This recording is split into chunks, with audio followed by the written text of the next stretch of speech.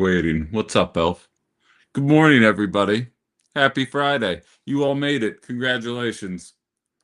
I'm glad you're here. Tons of people waiting for the live to start on the tube of you. I appreciate you all very much for being here.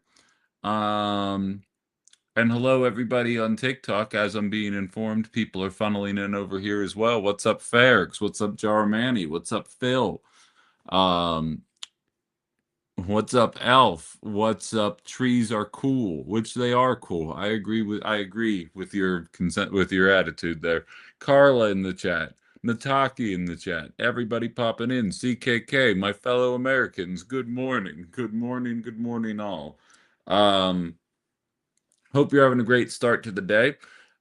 We've got a lot to get into. I've got what I would consider to be a pretty good show planned for the remainder of the day. And here's the best part. For the first time all week, I have 2 hours to myself to talk to you guys. I don't have any guests. It's just you and I. What's funny is this was the norm on OG outside the box, but you know, we're getting a little more community engaged, and as I've been saying, we're kind of gonna spread the tentacles out as time goes on, but more on that later. Um, we've got a pretty comprehensive show to get into today, and I'd like to start with yesterday evening. I see Phil talking about the smoke as well. Again, much like Thursday morning, I haven't gone outside my apartment yet, but every time I go out, I feel it. And the smoke has made it all the way to my hometown. Pittsburghers are dealing with this. It's what I see 130 million people under smoke advisories right now. Um, I was thinking to myself because Texas is underwater and it's very serious. What's up, Jay? It's very serious. I'm not making light of the matter whatsoever. People are losing their lives and they are expecting more water, despite the fact that a large percentage of the state is already underwater. But you have Texas currently dealing with a flood. You have the northern part of the country dealing with some of the smokiest air we've had to deal with in a very long time. And you've got a bacteria running around this country that is causing people to essentially poop out their intestines. That's how violent their bowel movements are as a result of this disease that only came back as a result of Doge and the fact that Elon Musk is the dumbest wealthy person on the face of the earth. Had Kamala Harris won the presidency in 2024 and all these things happened, MAGA would be running around telling you that this was foretold in the Bible and we are in the end times. I'm here to tell you that it's three terrible situations, two of which in all likelihood are brought about by climate change. And that's the way a normal human being should want to talk about this kind of stuff. But unfortunately, I don't think we have a lot of those. What's up, Jen? Fell asleep listening to the live last night. I have that effect on people. The show's not particularly engaging. Um, but yeah, that speech killed me, metaphorically. TikTok, don't. What's up, Mickey? Um, but yeah, that speech was rough. But so it's bad out there right now in terms of natural disasters. And of course, we're supposed to all act as if this is just par for the course, and I'm not willing to pretend that these kind of escalating feels like there's some kind of once in a generation flood 4 times a year at this point. This is my 4th year in the Fox Valley, and I believe it's my 4th year with some kind of shitty smoke-filled air that we had to figure out how to deal with. And plenty of you that have lived here for your entire lives have explained to me that this is not the norm. This is not the version of Wisconsin that you grew up in. These forest fires are not as common. Because I'll be the first to admit it. Like these fires could be caused by somebody flicking a cigarette. You know what I mean? Um, it doesn't necessarily have to come about by these dry, arid conditions once in a while. The fact that it's happening as often as it is would probably lend itself to people thinking maybe something else is amiss here. But of course, a lot of money goes into this country to make sure that nobody makes that jump. And unfortunately, plenty of us are willing to fall for that. What's up, gamer? All the files uploaded to the White House website are BS with no evidence. You know what's funny? I tried to check it out. Well, we'll get into it, but I tried to check those files out, and the website was crashed last night. And when I went this morning, I didn't even care to find them because the speech was such bullshit that the fact that it wasn't readily available for me made me lose interest. Um, Alex Greenhair says, correct. This has been happening since COVID. Okay, that tracks. Uh, Thank you, Canadian government, for being so concerned about nothing. Please, please, please make more memes about how bad the US is and keep throwing Indigenous women from high rises instead of managing. I feel that. Over 800 fires in Canada, says Global Solidarity Now. Phil and Oshkosh saying it's all because of those damn Canadians. I feel that. Justin says, my cousin who worked in Canada often said they let their fires burn to renew the ecosystem, essentially. Um, well, that's interesting. Isn't it because they're not raking enough? There was one guy named Michael who listened to me terrestrially. I don't know if he made it to the digital version of the show or not, but there was one guy terrestrially that would get so mad because like now that there's a video component to this, I can say something with dry sarcasm and then just kind of smile at you guys and then keep talking. On radio, the smile doesn't translate. So I'm just like, I'm pretty sure it's because we're not raking enough. And then I just move on to the next thing. And um sometimes that makes people mad when they don't understand what happened. Gamer says the type of forests do need fires to be healthy, but I feel like this is a little excessive. Fair enough. But Ali, don't put better Kirby emojis better than the one I have, please and thank you.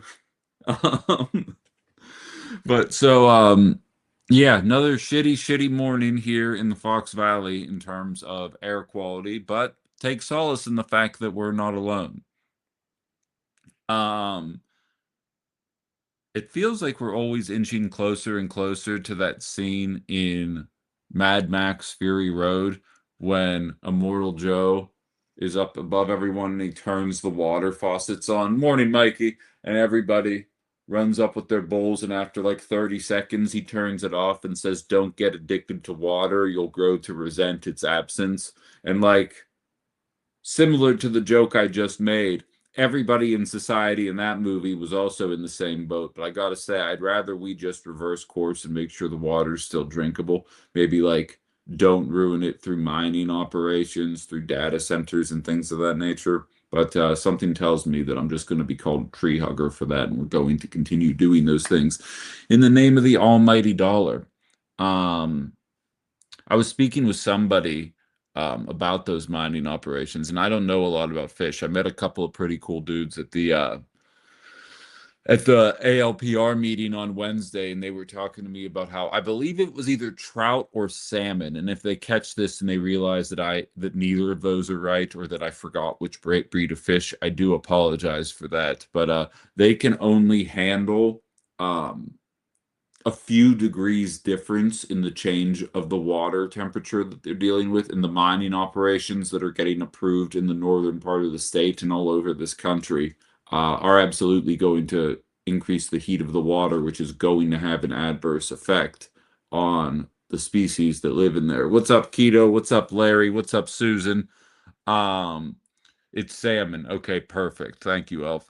Um, and like, not to pat myself on the back, but uh I told you guys 3 years ago that if Donald Trump won, he would refuse to fund the war in Ukraine and allow Russia to take over the mining rights in Ukraine and begin mining in America. And nobody would even make the jump in their mind that the only reason Democrats weren't mining in America wasn't because they care about the environment. They were willing to mine other people's nations and willing to give them hundreds of billions of dollars to defend that land rather than mine America. I'll allow you to debate amongst yourselves whether or not you think that's a valid strategy or not.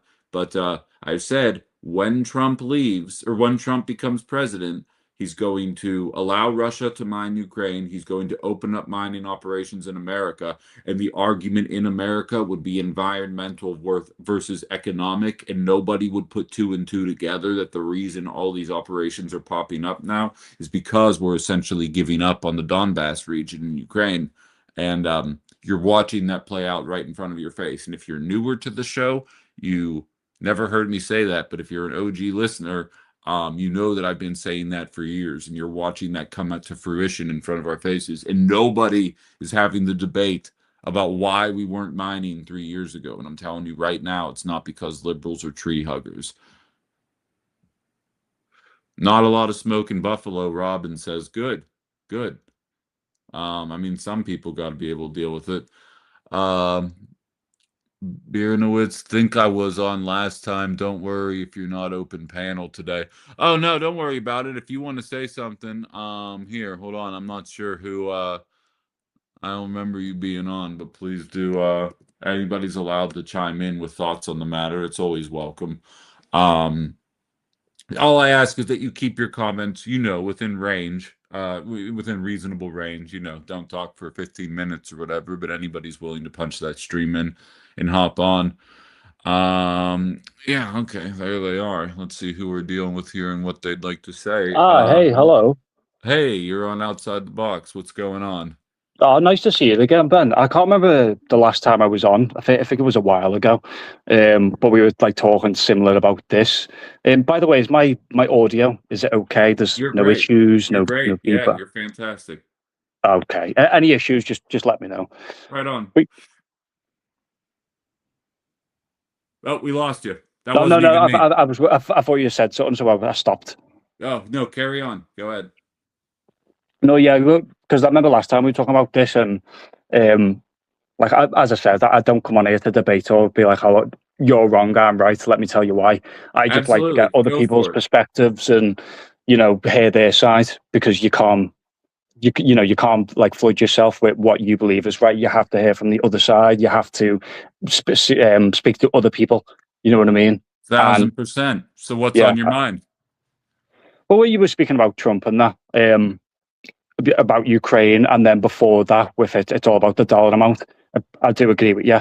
Ukraine's a bit more tricky, but I will agree with Trump. It's all about a dollar amount. Sure. Yeah, I Because mean, I'm on board with you there. And again, I don't want it to sound like I'm boiling Ukraine down to dollars and cents. Like, obviously, what Russia is doing is reprehensible. And in that story, Ukraine absolutely deserves to be defended in that manner. Where my frustration stems from it is there's reporting that there was an opportunity for Russia and Ukraine to achieve a peace deal prior to any of this starting, and Anthony Blinken, along with Boris Johnson formerly of England, kind of got together with Zelensky and some of the higher ups in Ukraine, and then ultimately decided to pursue armed conflict for the better part of the last 4 years, mm, in my opinion. Rather yeah, than trying to find an economic agreement with Russia and share the minerals and maybe have to open up mining operations here in America under Democrat control. They would mm, rather allow the fighting to continue with the potential for us to reclaim the Donbass region. And that, to me, as an anti-war leftist, I would have rather just found a way to share the resources. It's all for a bunch of technology most of us don't want anyway. So, like, yeah. not the It's end of my because world it's there.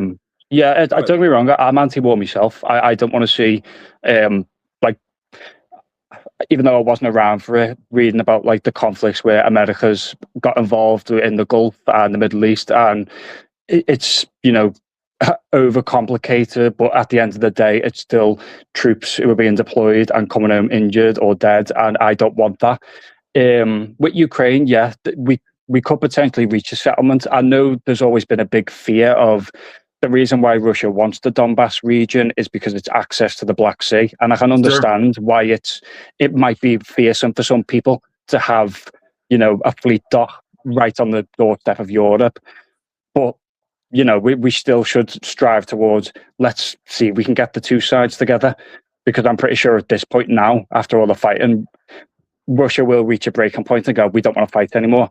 We saw that in Chechnya with the Russians. We saw it in Georgia. It can be achieved, but yeah, it shouldn't be something that's drawn out.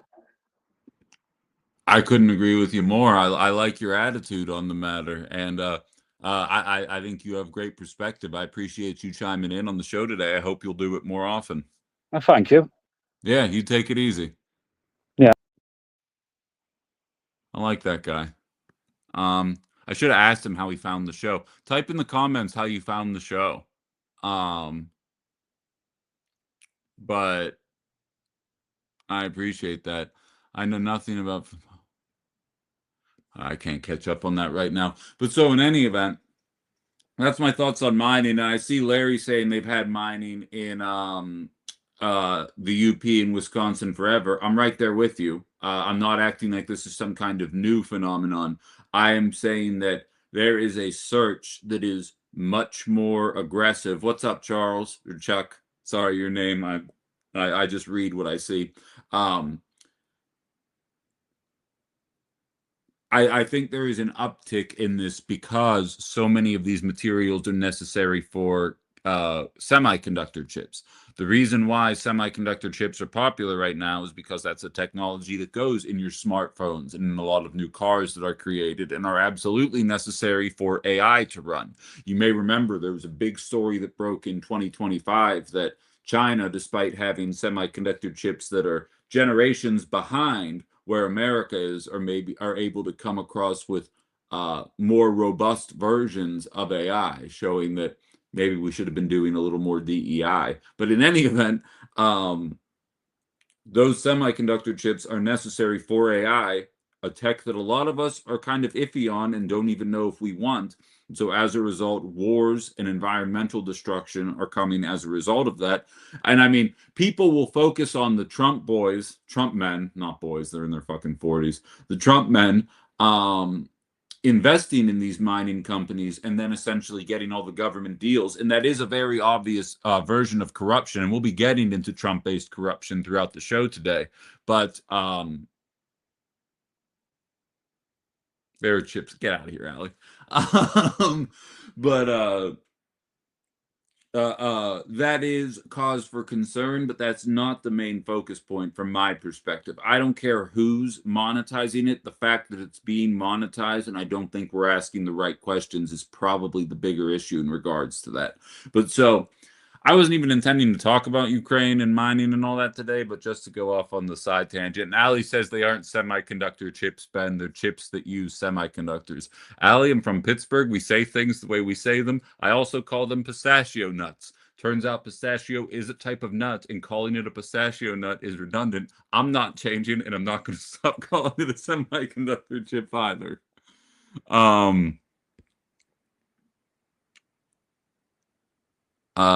I prayed, started my coffee, and went right to hating Trump. Geez, what's the matter with me? Nah, Susan, you were right. That was where the show was going to start. So last night, I do Ben After Dark, Monday through Thursdays. If you guys aren't joining those, you should be. They're a little more, I mean, these are fun. I enjoy doing these quite a bit, and we have fun doing them. The After Darks are quasi nonsensical, but it seems like a lot of people are into it. Yesterday we did a Trump pregame, and then I turned my TV up very loud, and we all watched the Trump speech together. Now I anticipated an 8-minute speech of nonsense, and what I got was a 27-minute speech of nonsense. And here's what's wild about it. We're going to start here. CNN, MSNBC, ABC News, a bunch of these guys decided they weren't even going to carry it.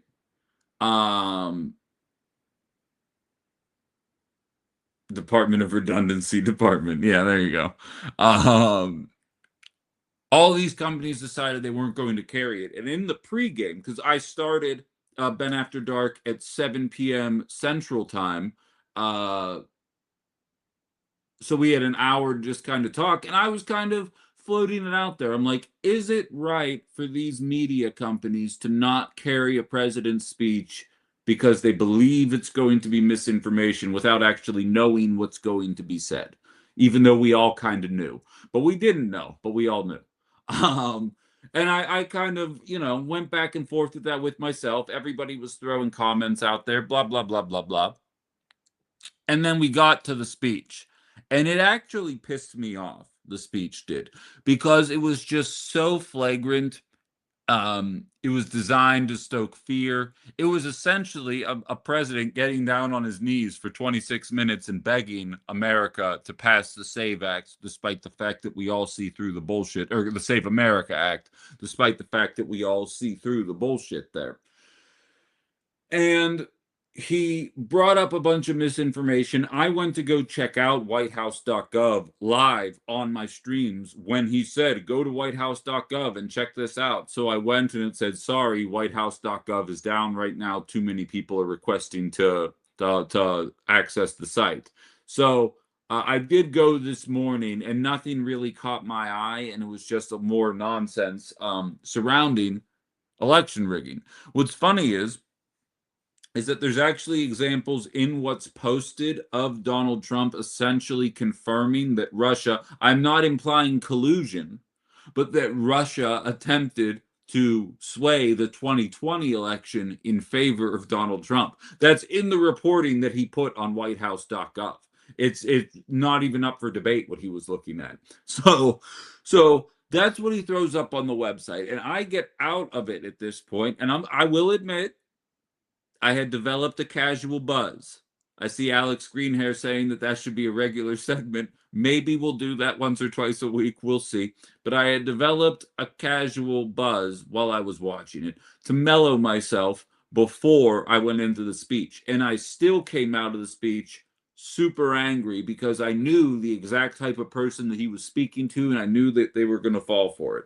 But allow me to put a little bit of faith in humanity here. I had to put the speech on Fox News because nobody else was carrying it. So I had Fox News on while I was doing my stream. So when he stopped speaking, we did about a half hour roughly after the fact, and all of it's available on YouTube if you want to go check it out after I wrap up. Please subscribe to my channels. I need 44 more to hit my goal.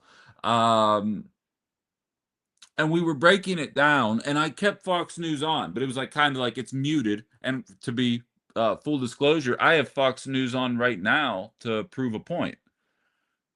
The speech ended, and instead of corroborating what he said, instead of doubling down, instead of talking about how important it was that the president got up there and was willing to say the things, the truth that Americans needed to hear, literally the speech ended.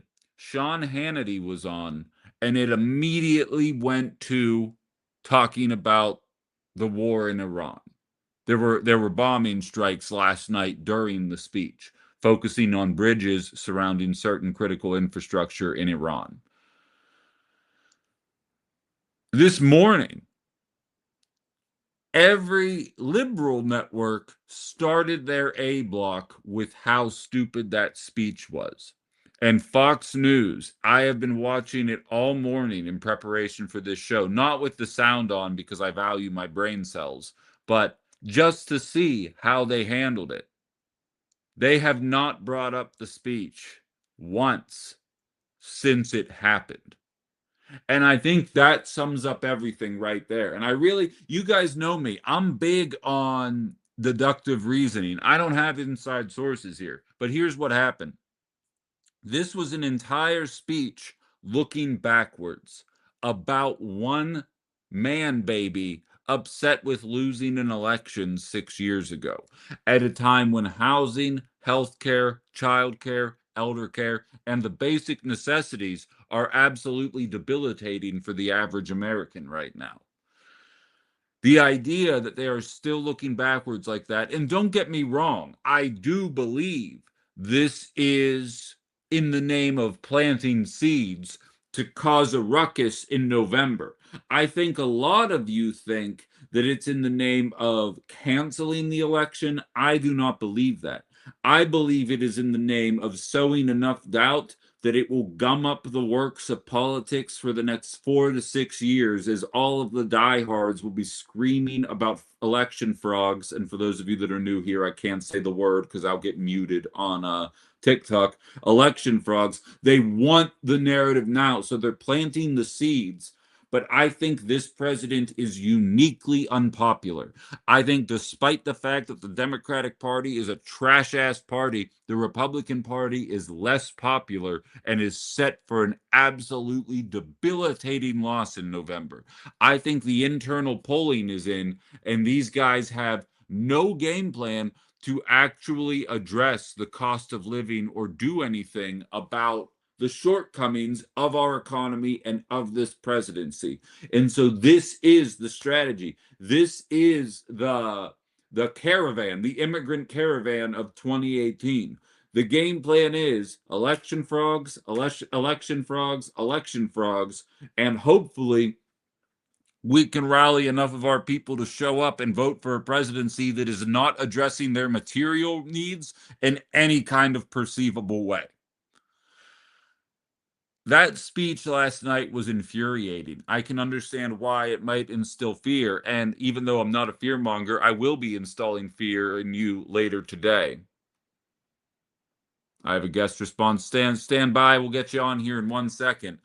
But do not be afraid of that specific speech. Nothing about that speech should be putting fear in you, because liberals are running it up the flagpole as like a look how embarrassing this is, and MAGA is so embarrassed by what took place that they're not willing to air it on their networks. Don't get me wrong, Breitbart, OAN, Newsmax, I'm sure they carried it. I'm talking about not to say that you should take any mainstream media seriously, but I mean, Fox News, who has a direct pipeline into all of our grandparents' veins there, is too embarrassed to play it, probably as a result of a $787 million lawsuit.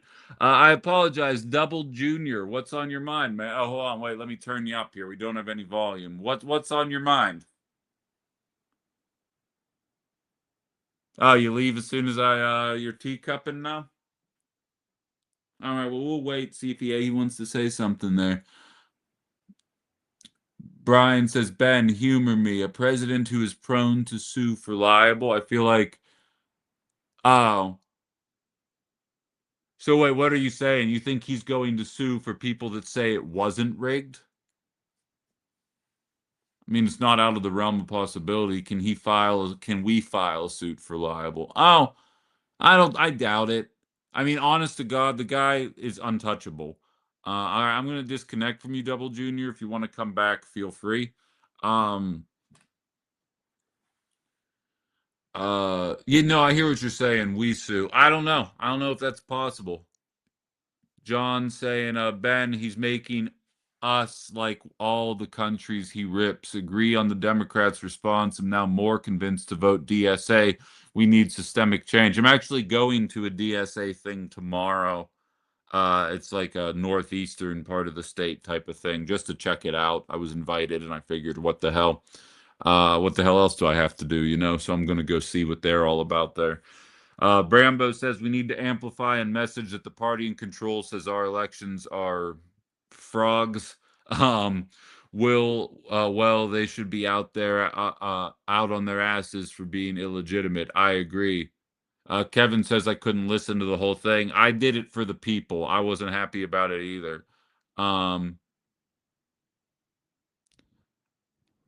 Annie says if you refuse to cover it or carry it, you shouldn't get a vote.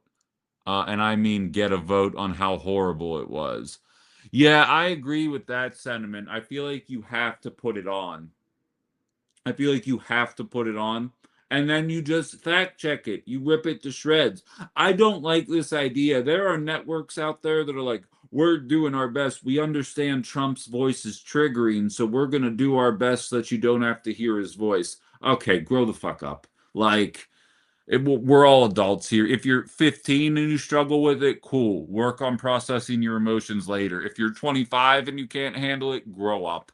Like, you need to be able to hear this stuff. You can change the channel if you don't want to hear it, because I promise you, whatever bullshit MSNBC or CNN did say during the time that the Trump speech was on was probably irrelevant to your life too. So, like, the idea, like, oh, we can't do that. We need to cover the real news. Anyway, Israel has a right to defend itself. Like, you know what I mean? Like, let's stop acting like CNN and MSNBC and the rest of the mainstream are the paragons of great news coverage. They're better than whatever the hell Fox News is, but come on now.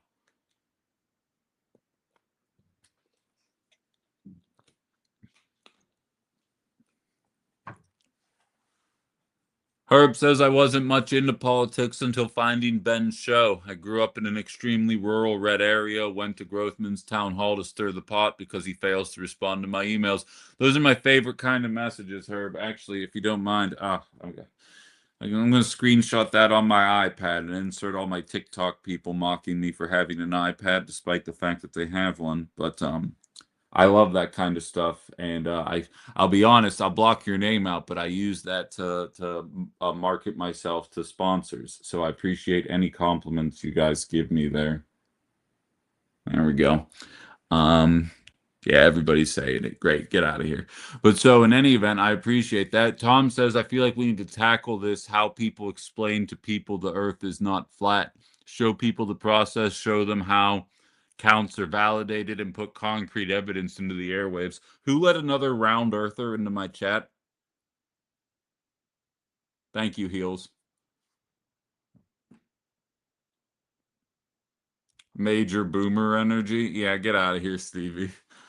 Um, but in any event, so don't be afraid of what he said. To me, that was the mark of desperation, more so than anything that you guys should be scared of. To me, that's the mark of a presidency that and by the way, Tom, I was joking about the round earther thing. I realized I just kind of moved on from that. I like your suggestion very much. Here's what's funny, Tom. Back in the days before I got fired for being too good at my job, after the first election that I was here for, which was actually Mandela Barnes and Ron Johnson, which it turns out that one was also not rigged. That one was good. Though that was a good election.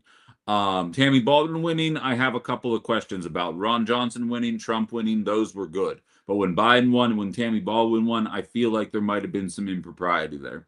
Um, I had a gentleman, Larry, who I hope he figures out a way to find this show, but he ran the elections. He's taken a bit of a back seat in recent years, but he was running the elections in the Menasha area.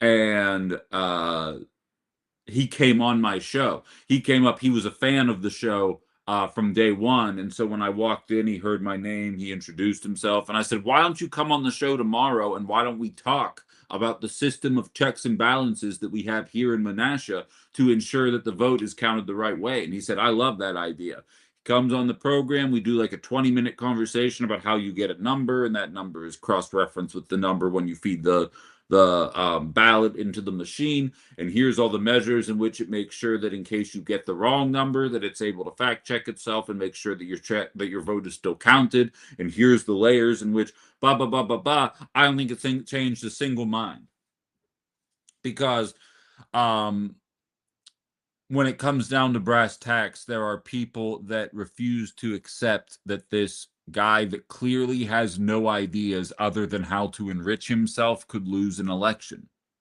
And that's going to kind of lend itself into what I want to talk about for the second half of this hour. Tony Weed and Grothman are both useless. I agree. Everybody should send emails to Tony Weed telling him to respond to my emails and to come on this show. I'm not even an aggressive interviewer. Don't get me wrong, I'll allow you to tie yourself in knots and then sit there in silence while you guys all silently judge them. I did that to an older woman 2 days ago. like, like that's my interview style. But it's not like I'm here to embarrass you, but I would request that someone like Tony Weed come on the show and actually defend anything that this presidency is doing and why we should be excited about what's happening. So, and anybody who's newer, because all of my numbers across all of my streams are higher than normal. If you're not familiar with the show, we're based out of Northeast Wisconsin. The show's called Outside the Box.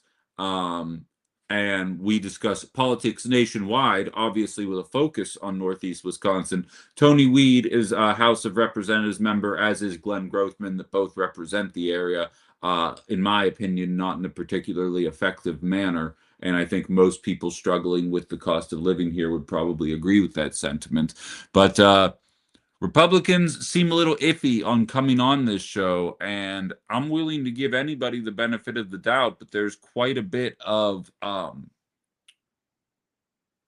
fact-based evidence to back this up. By the way, Fox News is now on to alleged smuggling tunnels under El Paso in the name of not talking about Trump's speeches. You know, I need to watch this channel more often because I need to see what our grandparents, and I mean, honestly, I'm getting old, so even to this extent, our parents are watching. But my God, they're struggling the drugs. Recon says people that believe anything he said are absolutely complete morons, in my opinion. I just can't fathom how some of these people can't even think it's 1% true. 90% of what Trump says is complete lies. I mean, I'm with you, but my only pushback, and this is going back to the genesis of outside the box, is there were a lot of liberals that said Joe Biden is sharper than ever. People saying that Joe Biden, don't you know there's a pandemic? The reason we haven't seen him on TV in a year and a half is because there's a pandemic and we have to socially distance. And like nobody ever questioned that. Not nobody. A lot of Dems never questioned that. So it's not like Democrats are, this is how I describe it, Recon, is that if the sky turned purple, and that's a bad example because the smoke is changing the colors, the sky different colors these days. But if the sky were purple this morning as a result of something Donald Trump did, um, Fox News would come on the next day and be like, I don't know why people are panicking. The sky has always been purple. The fact that you guys think it wasn't purple kind of sounds like Trump derangement syndrome. And they'll keep saying that until you believe it. Democrats take an entirely different approach. The sky turns purple, and they're like, well, look, I understand the sky turned purple under our watch, but you have to take into account the way things were before we got here. And we are drafting a resolution in order to try and figure it out. So we'd appreciate it if you all would stop talking about the purple sky until a further date, because we got to make sure that we keep authoritarianism at bay. It's two different types of propaganda, but the outcome is the same. Shut up about the purple sky, because in all likelihood the sky is purple because a billionaire made a couple extra bucks doing something and they don't want to highlight that. So like that's kind of my attitude. And I say you agree. I appreciate that, because like that was always a big point of contention. One of my old school catchphrases was the only difference between Fox News and MSNBC is a lawsuit. That's the only difference. In my opinion. Brian says even Democrats should be scared to come on your show. Any incumbent should be embarrassed about their performance. Well, that's what's funny, Brian, is people are very excited to come on this show when they're campaigning because people actually watch it, as opposed to another network.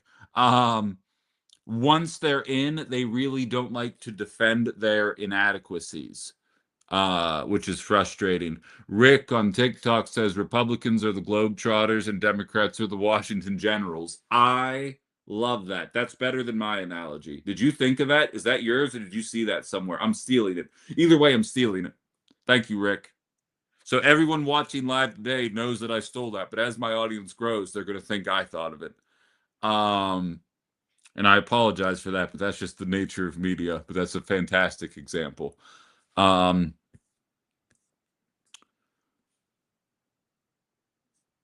I appreciate that very much. Keto Fan says, I was raised in Ecuador where politics back then wasn't as prevalent as it is now. It was very quiet. Keto, I don't know how long you've been in America, but it was the same thing here. Again, in my 20s, I was not political at all. Colonizer Ben, get out of here. I was not into politics. A lot of people weren't into politics. It wasn't as pervasive, or at least it wasn't viewed as being into politics. A lot of millennials were into Occupy Wall Street. They were into expecting change from higher ups, but it wasn't as pervasive. It wasn't as much in your life, or at least we weren't aware of it. Now I could go on a date with a woman, not talk politics once, and tell you with 90% certainty how they voted, because now it feels like politics is very pervasive in every element of life.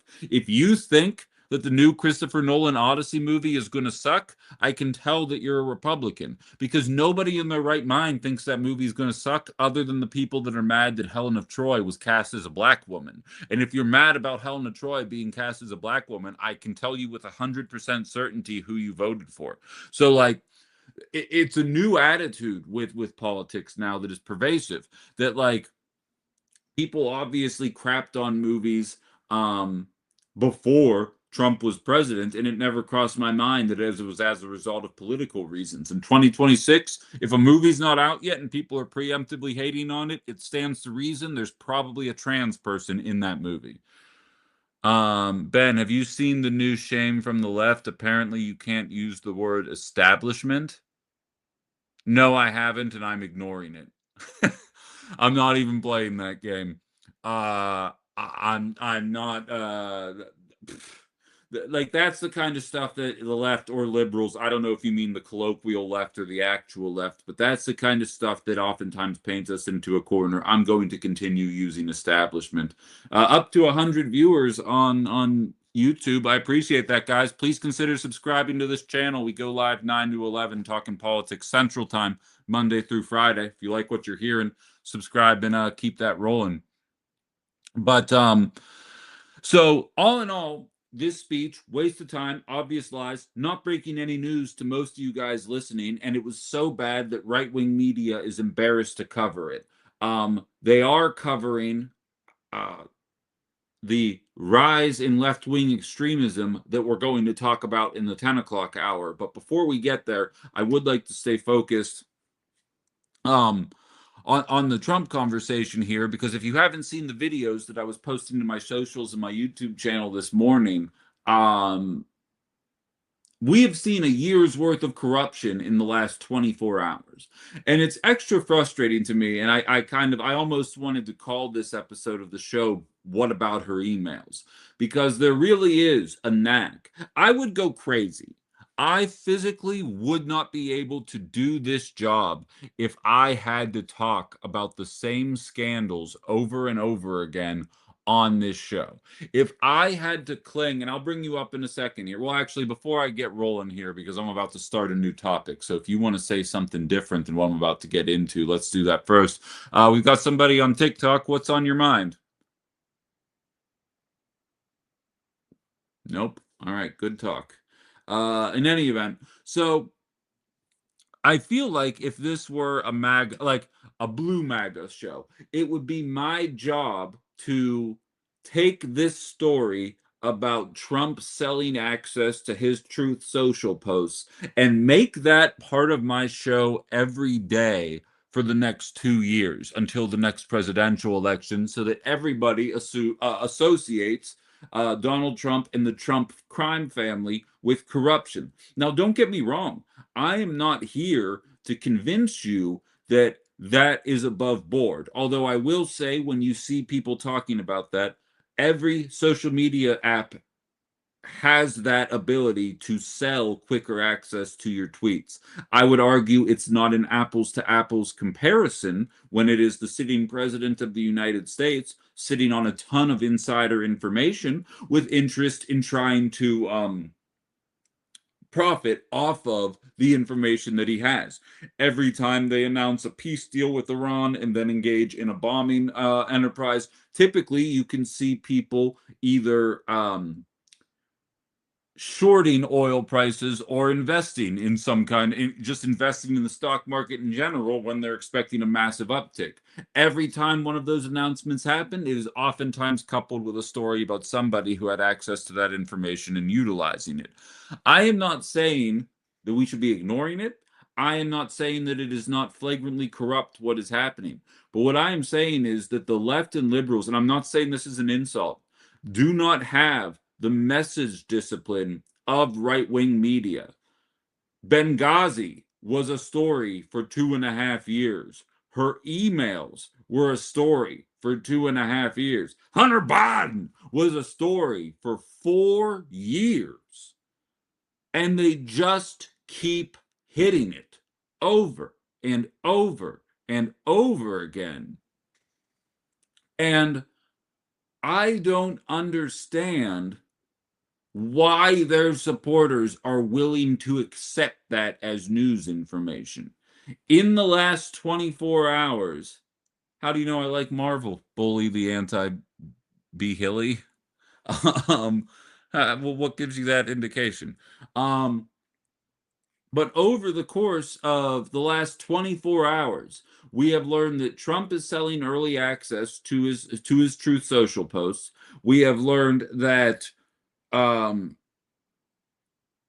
he has mentioned by name over the course of the last week 20 different companies, and those 20 companies have all seen stock increases, and all 20 of those companies Trump bought stock in before he ultimately mentioned them on TV and drove the prices up. And then we find out about the person running his teleprompter betting on Kalshi or fill in the blank of whichever one of those gambling markets they were utilizing, to the tune of $100,000 utilizing the information that he had.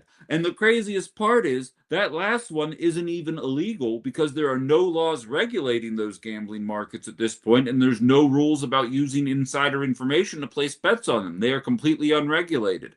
And the only person facing repercussions is the guy that technically didn't break any rules, and that's the guy who runs the teleprompter.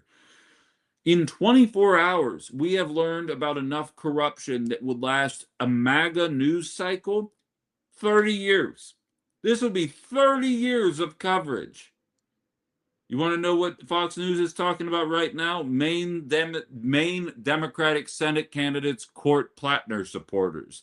They are trying to stoke up the left versus centrist tension because, as I highlighted last week on my show, because Wisconsin media has clearly received their marching orders, Republicans' game plan right now is to wait for primaries to happen, and then anywhere where it's not a progressive candidate, try and depress progressive turnout from showing up. And as I've stated, if Hong loses in a fair and free election, I think anybody who identifies as left of center should show up and vote for whoever the candidate is. If I were doing this show in Michigan, I would not be saying that about Haley Stevens. So just to give you some idea of how I view the Wisconsin Democratic governor's race versus what's going on in Michigan, but not a single peep. But we will get 4 years of what about Hunter Biden? But not a peep of anything that took place. And I understand that I do a show saying that we are in a post-corruption version of America, and I do believe that. What's up, Putt Putt? But it doesn't change the reality that when a Democrat inevitably engages in corruption again, they're going to run it nonstop. It really does go to show you exactly how effective these bubbles are.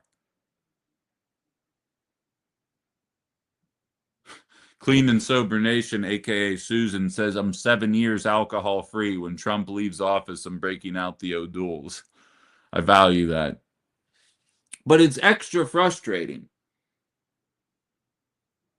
I will putt putt. But like that's what kills me is that like, and again, I'm not going to sit here and pretend like liberal media wasn't pretending that Biden was in obvious decline the entire time he was in office. I will not pretend for a second that that wasn't the way that things were working. But it is egregious the way that they are talking about it now. Now we're on Democrats calling for Supreme Court term limits. Oh my God, the audacity.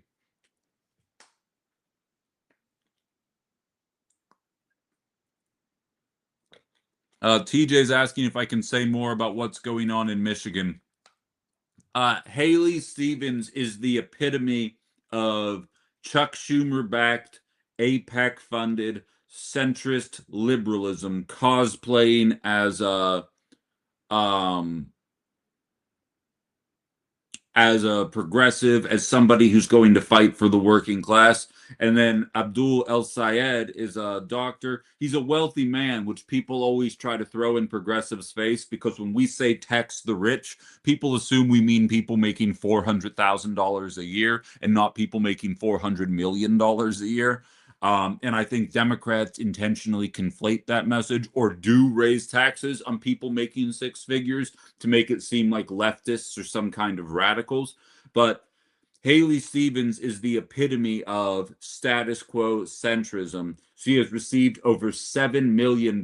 Objectively, she should not be polling within a snowball's chance in hell of Abdul, but is because of millions of dollars being funneled in by APEC. And like very famously, 2 weeks ago, El Sayed was on CNN. He's very anti data center, he's very anti AI, and he has been loud about that. And they said, so you're telling me you haven't taken a single dollar from any AI corporations? And he responds by saying, I haven't taken a single dollar from any corporation. And you can tell that the interviewer was already on the path that they were going to go on, because any interviewer worth their salt would have pivoted there. But instead, they doubled down and they said, so you're saying that no Democrat should be taking money from any AI companies? Like after he said he doesn't take it from any companies in general. And so he doubles down and says, I'm saying Democrats shouldn't be taking money from any corporations in general, because Haley Stevens is getting money from AI companies. She's getting money from APEC. She's getting money from data center groups. She is getting money from the sources that a large percentage of Democratic voters in the left are saying this is not what we want anymore. And in the state where Dearborn, Michigan is, where the Muslim population felt like they had been slighted by Kamala Harris and essentially cost her the election in that state. I'm not saying it was their fault, but I'm saying the fact that they didn't show up was essentially the difference relative to the percentage of that population that showed up for Joe Biden. You would think Democrats would learn their lesson, but they'd rather double down, throw $100 million at the problem to win the primary, and then probably lose to the Republican candidate. And what they want to convince you is that Haley Stevens is the electability candidate. You know, Alyssa Slotkin only came within a half a point of beating Mike Rogers, so he's a pretty tough cookie. No, Alyssa Slotkin came within a half a point of beating Mike Rogers because she's also a centrist do-nothing shill and a CIA agent. So, like, there's a reason why these people are coming close to losing to Republicans, and it's not because they're too far to the left. It keeps happening, and they keep pretending like something different is happening. Brian says, just wait after the midterms, 24/7 Trump trials. Absolutely. And like, hopefully, as I am getting more aggressive in my new unfettered, unfiltered version of this show, I'm going to be much more aggressive getting people on the show. Rodriguez just suspended her campaign. Can somebody hit me with a source, please? Did that happen? Or even just a second person corroborating that? Carla is saying that Rodriguez suspended her campaign. Can somebody else please confirm that? Not that I don't trust Carla. I absolutely do. I just don't like running with something as an absolute fact. I'm going to, if you guys don't mind, I'm just going to look this up really quickly and see if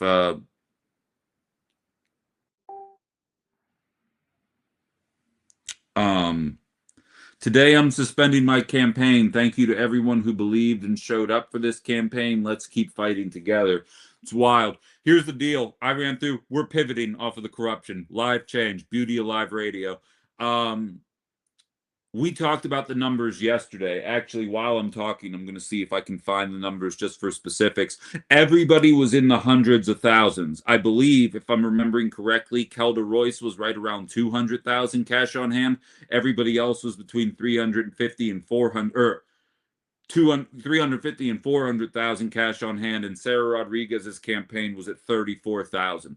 The campaign manager absolutely screwed her. And as I stated when this information broke at the beginning of the week, I do not believe the scandal in and of itself was a rationale enough to drop out. But a lot of people who have run campaigns have stated on multiple times it's an embarrassing number to try and get things done with, even if you were running a more local race, let alone a statewide race.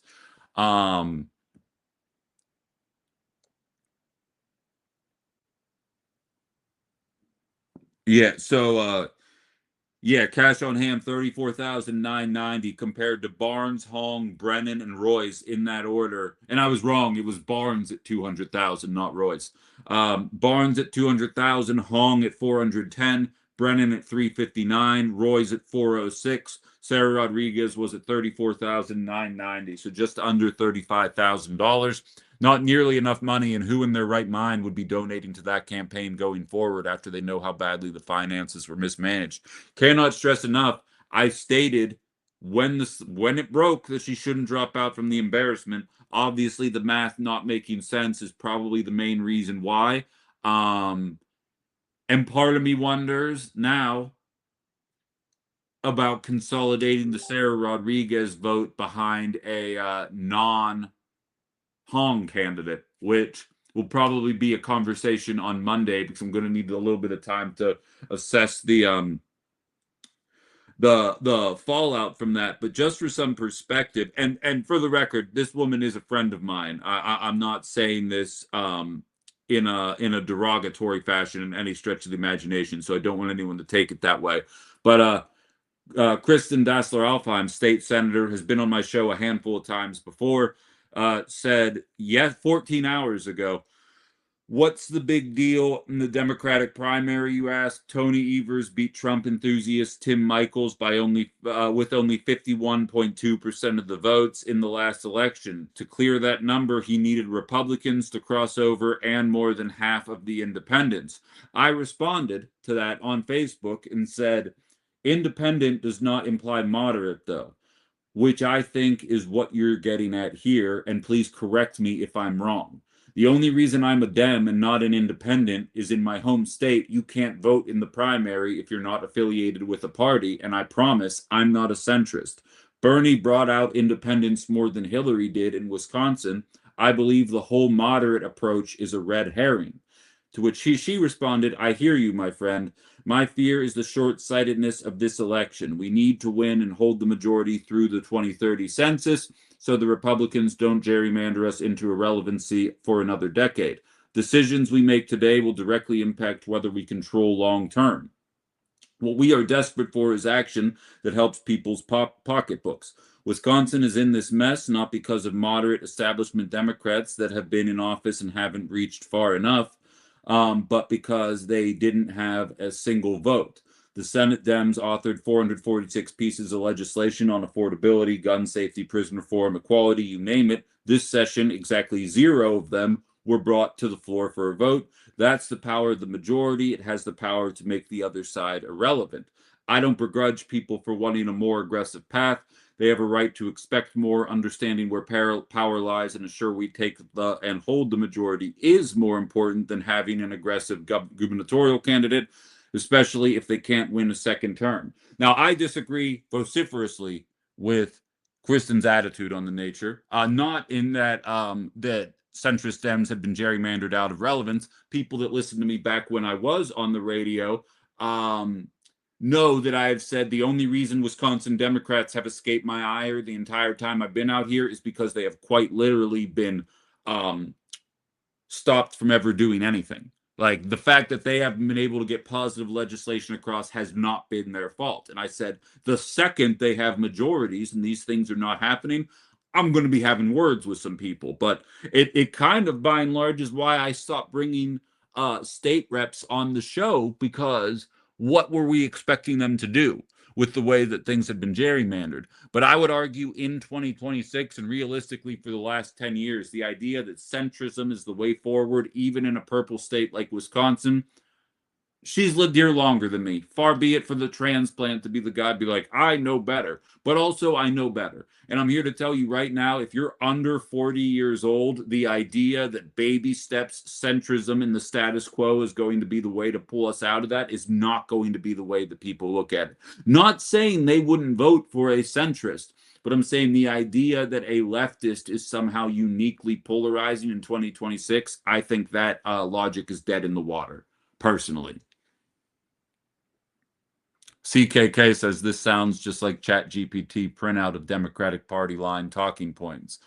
I mean, obviously, I disagree with what was said as well. I'm with you there on that. Like, and the beauty of it is the Michigan race, the El Sayed and Haley Stevens race, is a week before the Democratic primary. The primary in Michigan is August 4th. We're August 11th.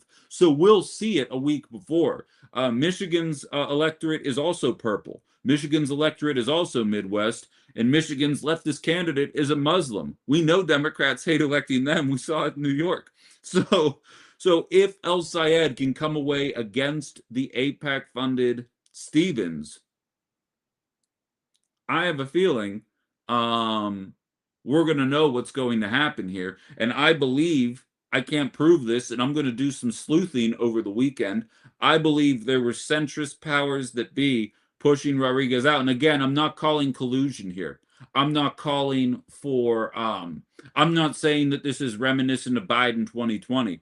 What I am saying is that I told you guys yesterday the marching orders were sent out surrounding Hong. Everybody's kind of attacking her from the perspective that Republicans are doing their attack ads against Hong and Hong only. And the centrist Democrat talking point is that's in the name of bolstering Hong. And I'm of the belief that attacking Hong from the Republican Party is that they know she's the front runner. She's probably going to come out of the race, and she absolutely is the biggest threat to the Wisconsin GOP because progressive politics are popular politics. And so I fundamentally disagree, and I think this was an effort to get Sarah out of the race because $35,000 was not going to be enough money to do anything. And as I predicted, although not for the reasons that ended up bearing it fruit, Kelda Royce was on my show 10 days ago. And I said to her after the Wisconsin Muslim Alliance forum that Sarah Rodriguez and David Crowley, both of whom are no longer in the race, bailed on that hearing or that forum.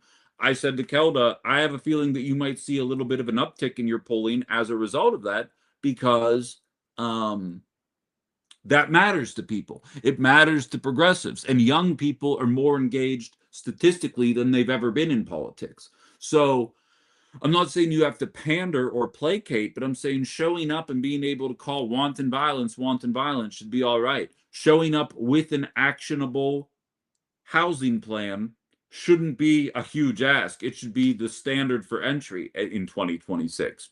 And so we'll see how this ultimately bears out. But I think the big three has just become, I mean, who else is left? Brennan is still in there. If Brennan drops out as well, we're going to be seeing a three-way race. And then it's just a matter of who can shake enough babies and kiss enough hands between now and then to come out on top. I have a feeling this might be a very close race into the final moments here. It was always kind of geared up for that, but now it's becoming abundantly clear. John says, you are right. Healthcare insurance, childcare expenses, racial economic realities, educational readiness, all these serious issues need change. We need massive change.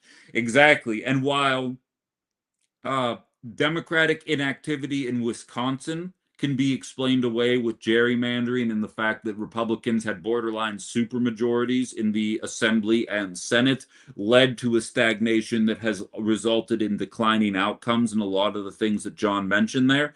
Those things are declining nationwide, and it's not like the places where Democrats have control of everything, things are heading in a better direction. So the idea that centrism is going to end what the GOP is doing, I think has been borne out to be a false statement time and time again. And I don't know how many more times centrists need to learn this lesson before, or maybe they do know, and it's their obligation to obfuscate. I have no idea, but like Outside the Box was saying in 2023, January, that if Biden's line on the economy was Bidenomics is working and not corporations are gouging you and making your life a lot more expensive. And in order for me to be able to push back against that, I need a Congress that's going to be willing to tax the shit out of billionaires. Like, I said there's going to be a rude awakening for Democrats in November of 2024. And sure enough, here we are. I didn't anticipate October 2023 happening. That obviously didn't help matters either. But fundamentally, I act as the canary and in the coal mine for the Democratic Party. Continuing to bang this centrist drum in 2026 when it has been borne out. Centrists are 1 out of 3 against Donald Trump, and the one he pretended to be Bernie Sanders in the election. The other 2 times, 2 women ran as diehard centrists, lost, blamed sexism. There comes a time when the evidence stacks up against you in a way that you have to acknowledge the reality of it. And left-wing politics are popular. You know what's crazy? Is when you take the left wing out of it and just present the policy information, Republicans like what leftists are about. They like the idea of moratoriums on data centers. They know corporations are fleecing them. They know healthcare is too expensive. And then centrists come out and say, look, we can't be leftists on this, otherwise everybody's going to run away. You know what they're talking about when they say that? The attitude towards gay people and trans.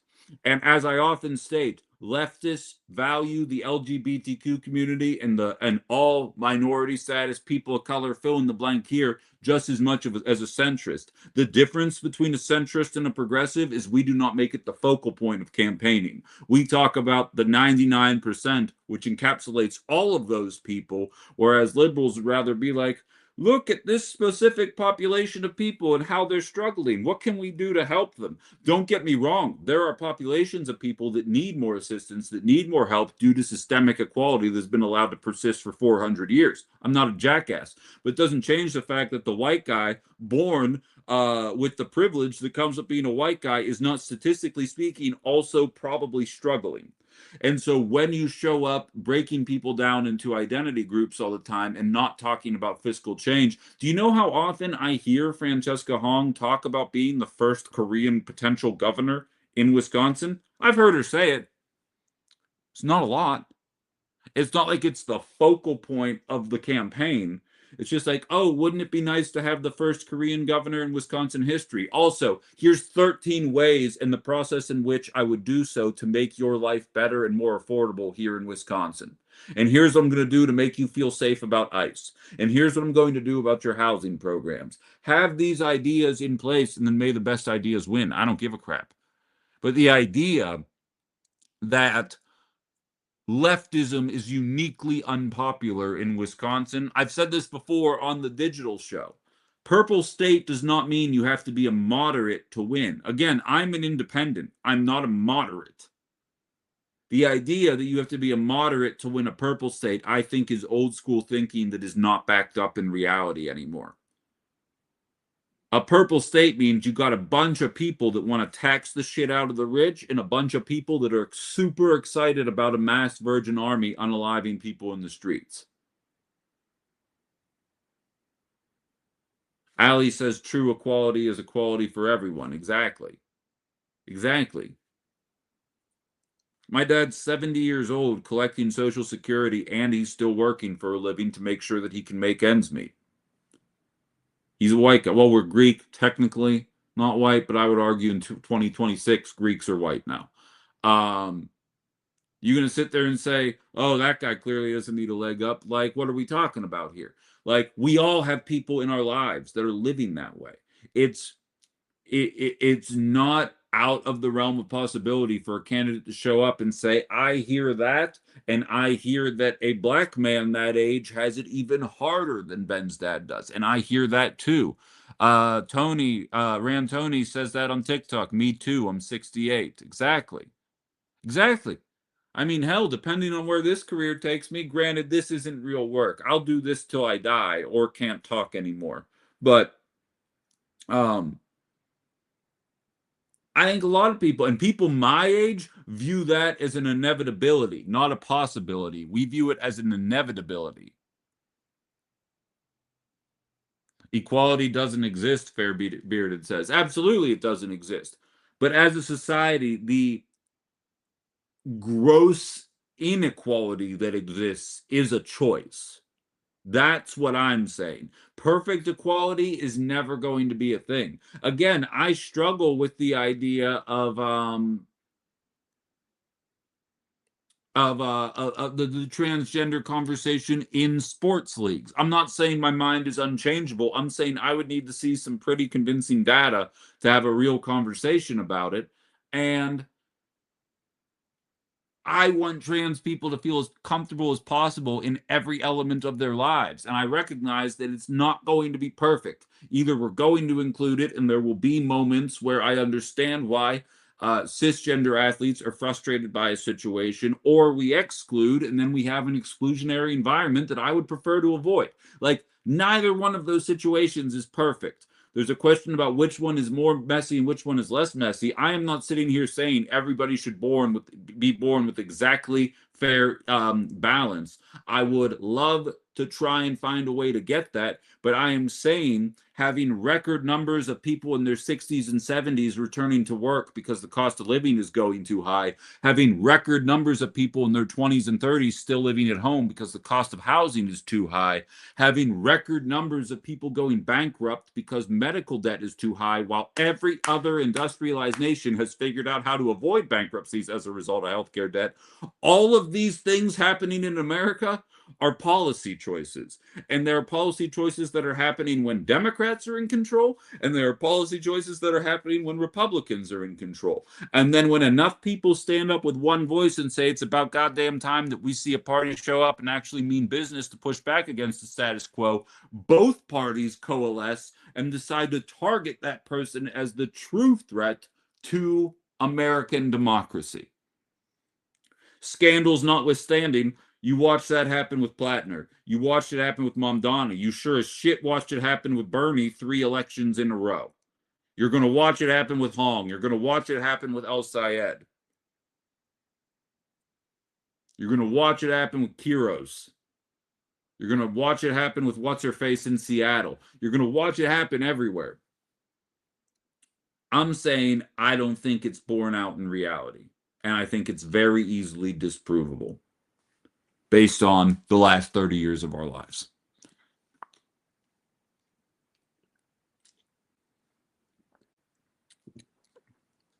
I did shave. People have been telling me they liked the bearded look, but I mean, I don't know. I'm going to go back and forth.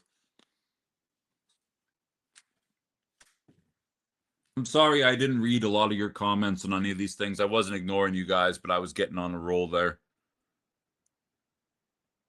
I did have a lunch with a sponsor yesterday, so I cleaned up. By the way, it's all systems go. Not going to tell you guys yet, but we got a sponsor and outside the box.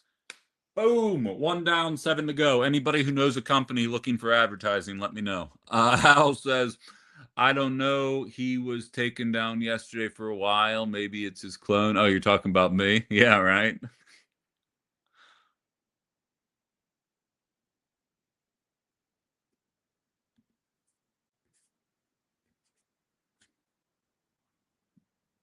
Hey, what's Elf saying?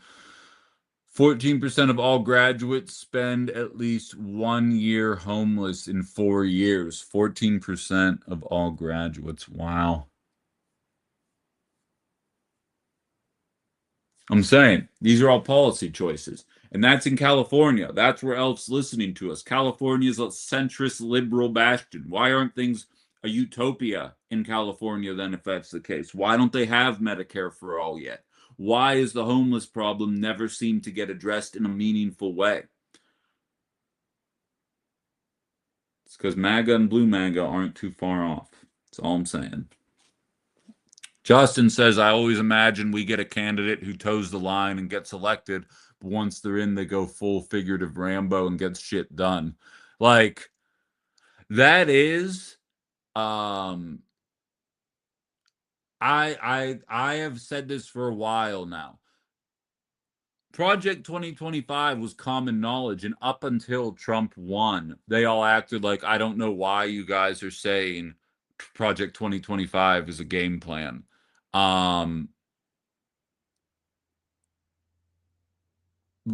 Progressives, on the other hand, will be like, I think we should have Nuremberg trials for all the ICE agents. And like, Justin's right to a certain extent. I almost wish progressives would run on like, let's try and figure out the right way to do this. And the second they get into office, Nuremberg everybody. And like, I kind of like that idea. I don't know if it would work because then like people would be like, oh, he's not really leftist enough. And then you can't come out and say it because that does away with it. And TJ, I'm not saying trans lives don't matter, like, but you're kind of misrepresenting what I'm saying. It's more so like I'm saying trans frustration and cis frustration, because I'm not saying trans people don't get to exist. I'm saying there are inequities there that I think I'd be a fool if I didn't acknowledge that they existed, which I went into a diatribe last week, and I'm not making this a transgender people playing sports show again. That's not what I like to do. But I've told the story before as a former volleyball player about exactly what goes into that. And I have logic behind why I think this way, not stemming from a place of hate or bigotry, but being able to understand why people feel a certain way. And I cannot stress enough, I would never vote based on that. I would be voting based on the things that impact society. That's my attitude towards that. Ethan says, establishment says, oh, you can't vote for that person. They will not beat the other guy. And people just take their word for it. If ranked choice voting happened, the establishment position would get cooked. 1,000%. That's why they try and block it. You know what's funny, Ethan? I don't know if you read The Recombobulation Area by Dan Schaefer. It's an independent Substack that he puts together. I use it. You guys should too as well. He's great. He'll be on the show soon enough. He did a ranked choice voting experiment before David Crowley had dropped out. And I did mention this either yesterday or 2 days ago, and I saw the demographic breakdown. Not nearly enough black people included in the subset, so take it with a grain of salt. But it didn't even have to go to the second round. Francesca Hong just got 60% of the vote. Like, I hear what you're saying, but like, it didn't even need the ranked choice voting for the thing to happen. It just, that's what the popular thing is. And part of me wonders if that's not why you see the calls to coalesce around one centrist candidate start to grow a little bit louder here, because it looks like she is going to come out on top. And then, God forbid, we might have to accidentally do like transcendent change rather than incremental change.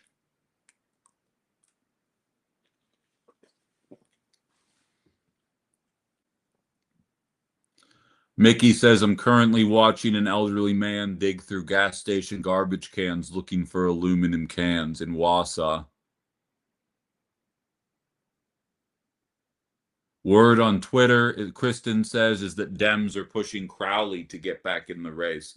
Do you see the machinations? Like, because Hong is popular. Again, I'm just saying it's because she's popular. Like, no one can just accept, yeah, these people are dropping out, but we very clearly have a strong candidate that encourages people to show up. Again, I was at an event in Manitowoc 2 weeks ago.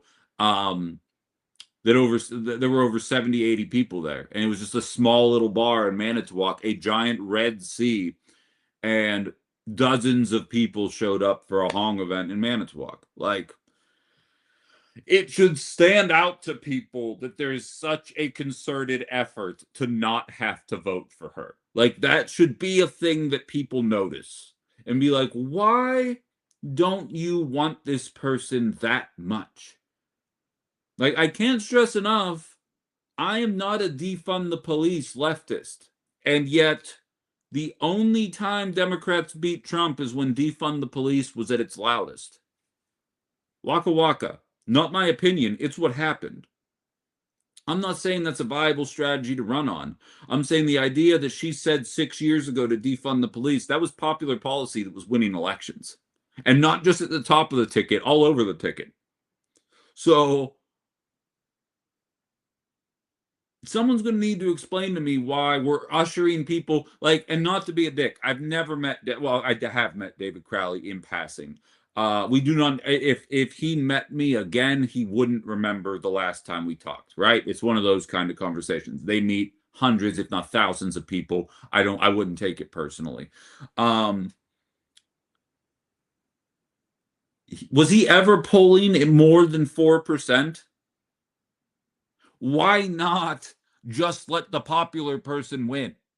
Like, I don't get why. It's like, hey, guy that barely showed up. It just reeks of put Kamala at the top of the ticket, even though she never polled higher than 1% in the 2020 primary.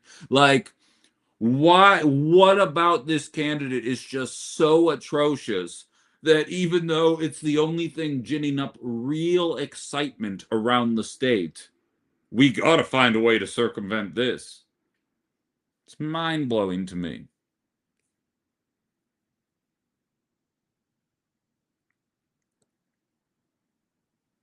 Ethan says FDR was a class traitor to the wealthy. FDR is why I won't rule out Pritzker as a presidential candidate, even though he's a billionaire.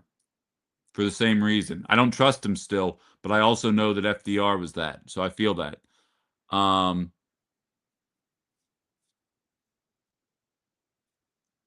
Herb, I'll have to look at Discord later. He says he put a picture up of the right turning a sawtooth dial clockwise, and the Dems can't turn it back on it because it's a ratchet.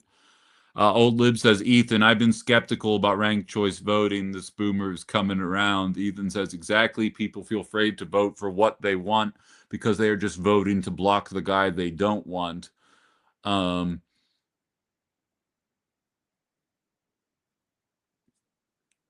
Wait, what's Chewy's, Cassandra? What happened to Chewy's? She needs better shirt designs, says CKK Fran, that is.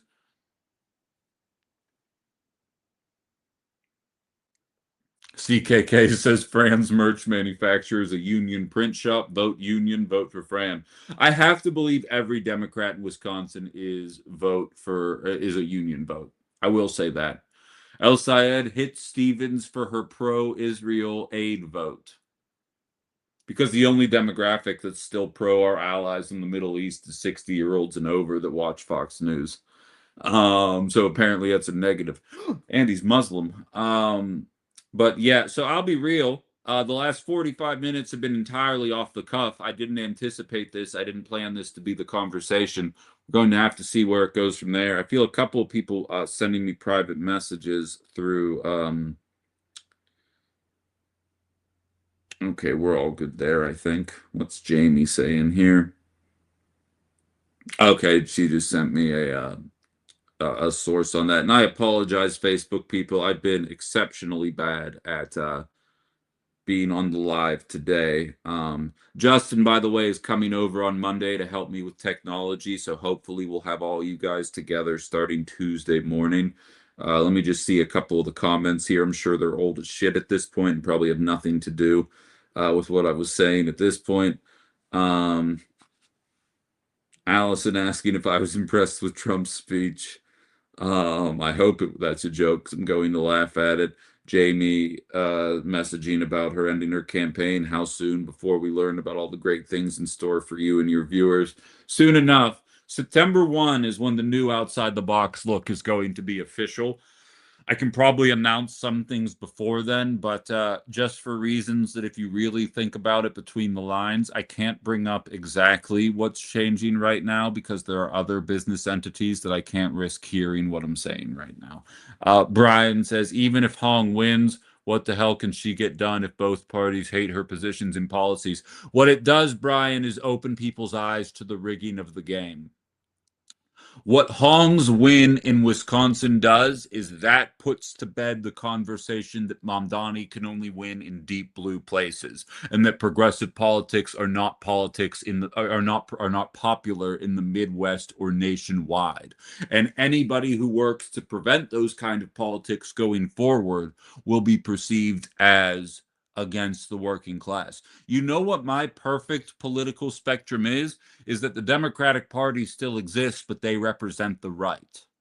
Because what MAGA is absolute objective nonsense. And anybody that can't see that in 2026 doesn't want to see it.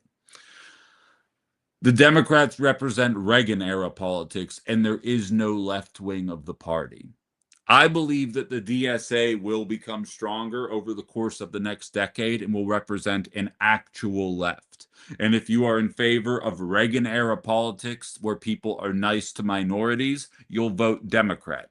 And if you are progressive, if you are in favor of taxing oligarchs, corporations, and the ultra wealthy and using that to fund a robust social safety net, you will vote whatever the leftist is, whether it's DSA or a new party that just kind of emerges as a leftist beacon. That to me is the best that we can ask for right now. And so if Hong were to win and the Democrats took majorities and it still didn't happen, I feel like we would have some issues within the party going forward, and we would know what we're up against. Hello, Neon Legends. Welcome to the chat. If you haven't subscribed already, please do. We're here 9 to 11. Any new people in the chat today, please click the subscribe button. Trying to get to 731 before July 22nd. Everybody who clicks subscribe definitely helps out quite a bit.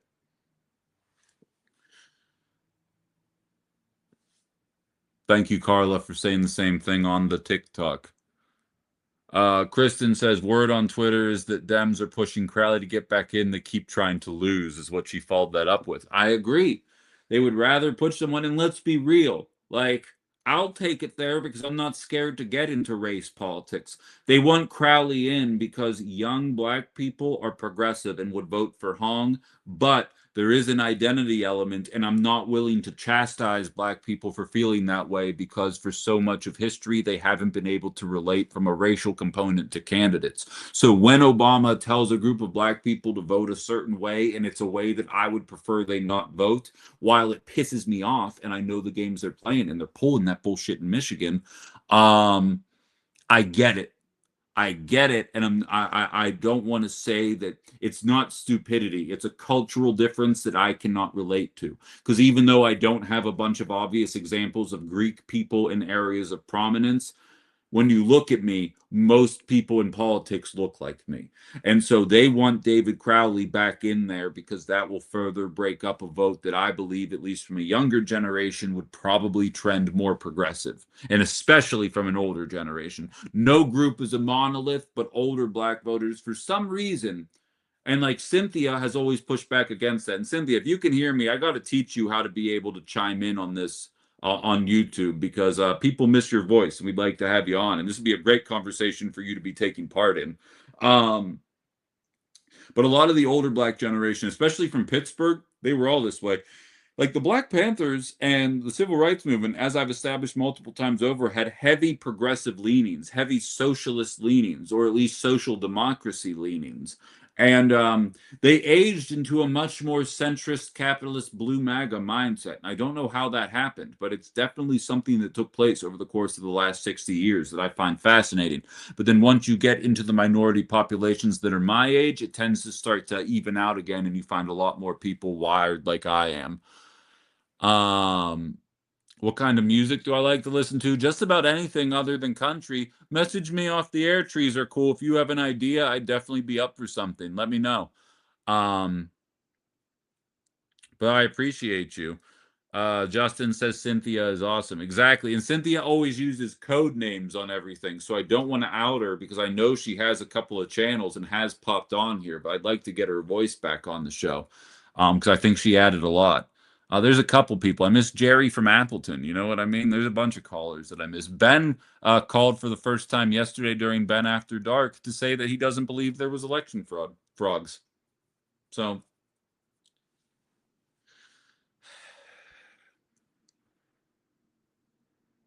that's where I'm at right now. Gangster rap's good. I love rap music. Rap music's probably my favorite kind of music. Results in you growing up being a very confused young man in your teens, but you figure it out. Um,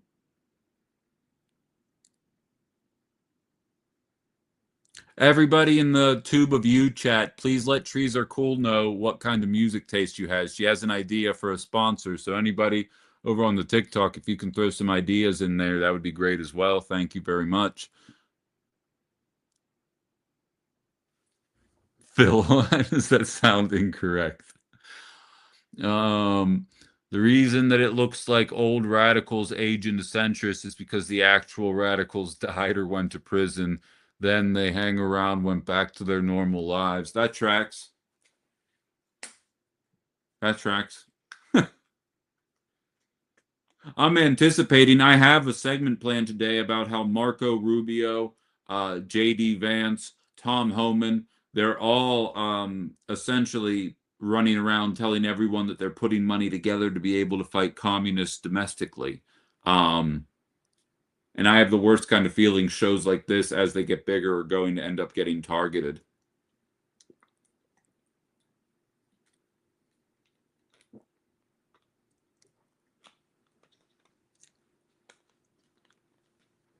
But I don't know if I'm gonna have time to get into that in an in-depth fashion. I barely even touched on the Trump fraud that I was intending to get into either. Betsy's been on a couple times, and as I said, Larry, Cynthia has actually chimed in. I know her code names, but I promised that I would never dox her. She needs to create like multiple shell accounts and then use her voice through the shell accounts is the way that I would like to bring her on. And please do, Justin. Send me any kind of music. I'm happy to listen to it when I get some time.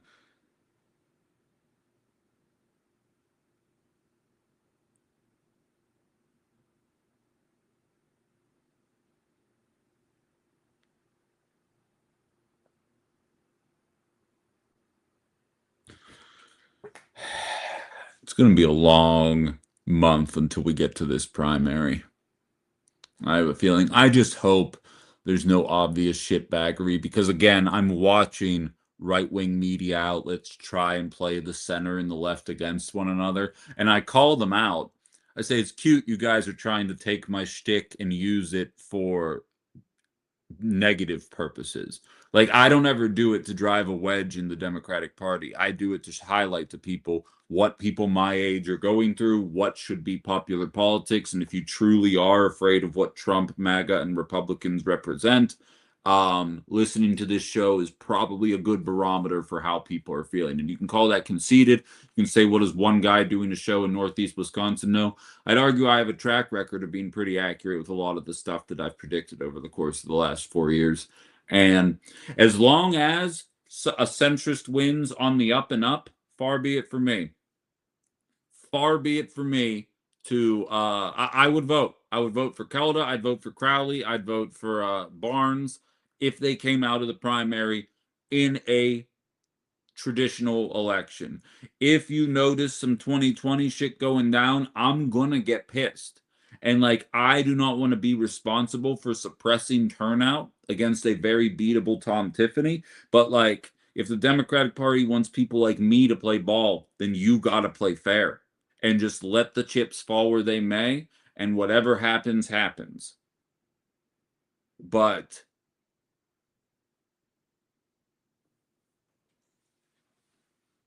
what do you mean, give us the real news, Selena? What was I doing before? I feel like I'm doing it the right way.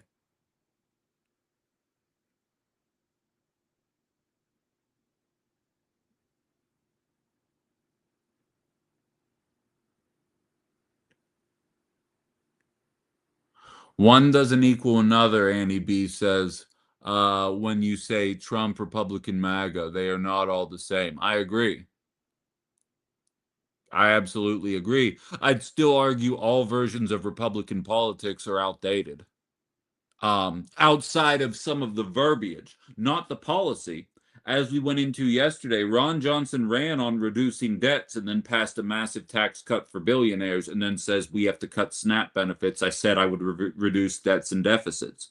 That shit has to go. Like, that's not MAGA, that's just old school Republican, but I feel like that logic no longer is relevant.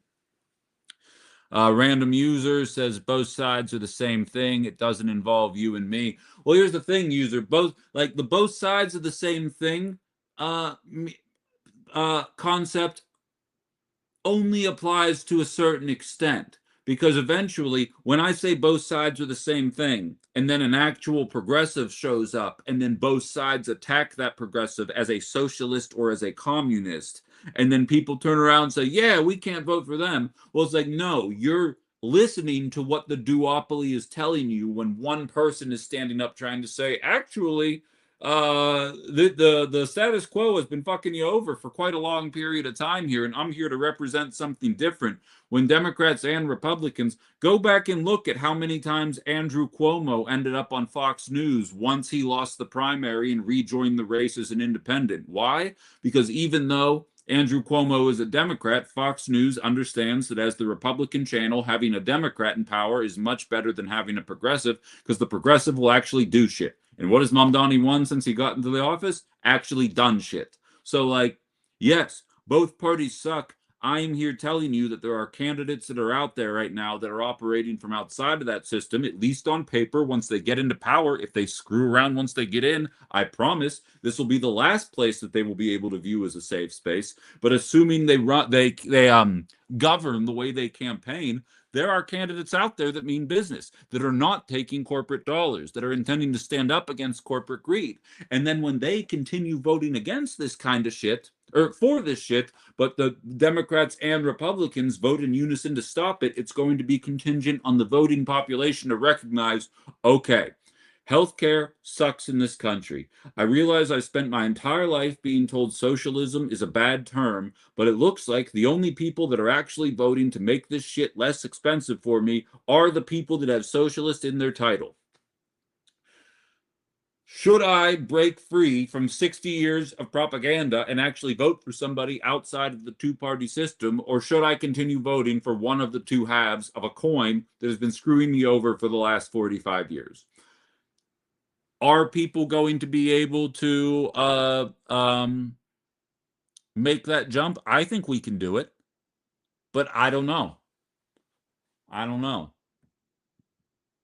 Stewart says, where on earth do you think Mondo is done shit? No free stores, no free bus rides, no taxing the rich.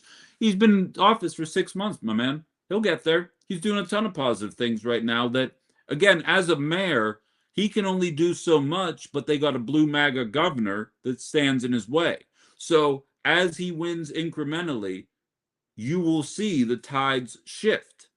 It's the same thing about the question of what if Francesca Hong wins, but then a lot of centrist Dems and Republicans vote against what she's doing. As long as what she's doing is perceived as popular in a time when cost of living is through the roof, that will be a net good thing. Mark my words, Mamdani's entire 4 years is going to be a masterclass in how to win an election and then actually achieve things. And I think we should all be excited by it.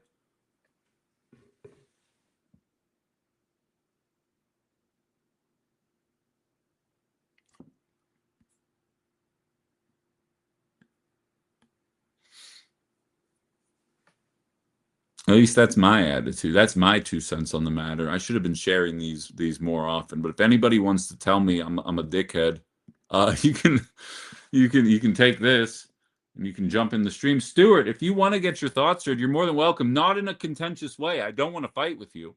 If you want to talk about this, request to be a guest. I'd be happy to bring you on, and you can share your thoughts if you think I'm wrong. More than happy to allow that to happen. I have talk radio roots. I was doing talk radio until a month ago. I enjoy random people calling the show and sharing things. We had a couple truthers call the show this week. That's fine. That's why I call people round earthers now. I've evolved. Neon Legend says I woke up in a new Bugatti. Congratulations on all your success. Herb says if Fran wins and gets stymied, she needs to climb a tall tower and yell that she's being held back from helping the people. Exactly. Exactly. We can all sit here and shit on Donald Trump as much as we want, and I'm happy to do that. But even when his policies aren't popular, and then his own people vote against it, he gets them kicked out of office and gets them replaced with people that will vote for the shit that he wants to vote for.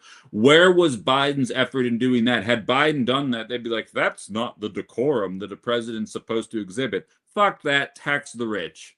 And if you don't want to tax the rich, get the hell out of the way, and we're going to find somebody who does.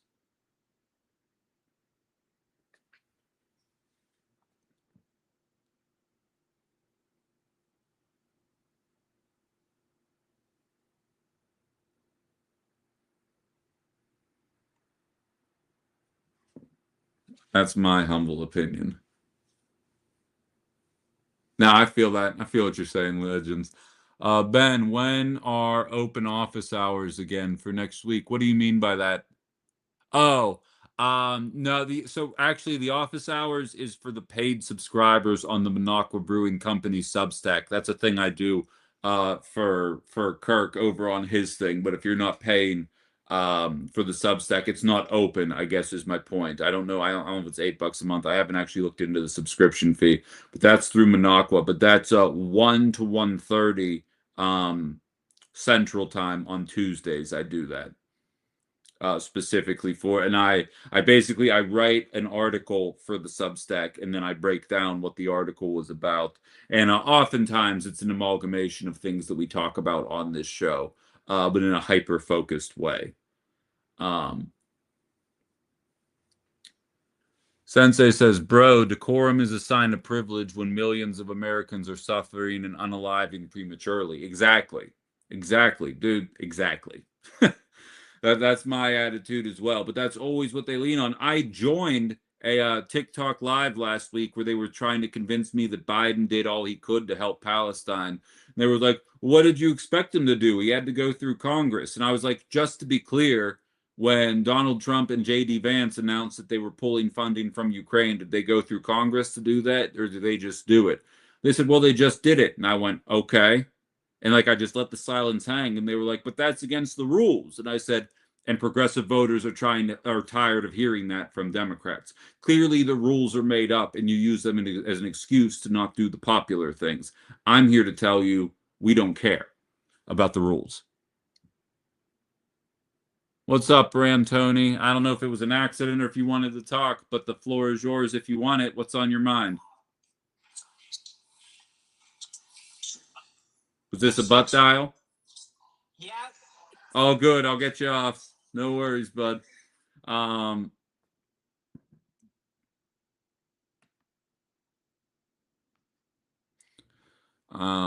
but yeah, I feel that. Dude, I'm wrapped up all this weekend, CKK. I don't know if it's fun to the layman, but I've become much more community involved in my new independent stance just to kind of get the word out there about the show. But I've got an all-day event Saturday, and then I've got some fun shit planned for Sunday, actually. Um, we'll see where it ultimately ends up going, though. Jen says the Dems in Maine are protecting our politician, including our governor, saying they've tried their hardest to get ICE out, not flying. Community members are saying they've been ignored for months. I do wonder what would be happening in Maine right now after another pew-pewing if Graham were still in the race, and how different it would be and what the messaging would be on the national networks.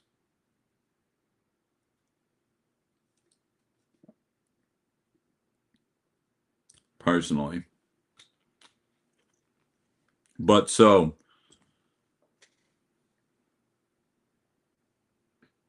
yeah, I'm sure you don't have any leaders. And again, Democrats take for granted that people just fall in line because again, MAGA will fall in line. Dems to a certain extent will fall in line. Progressives won't. Progressives won't. I was so excited. I'm glad I moved away. I know Allie probably voted for him, but hold that against her on TikTok. But I moved away 2 months before the election.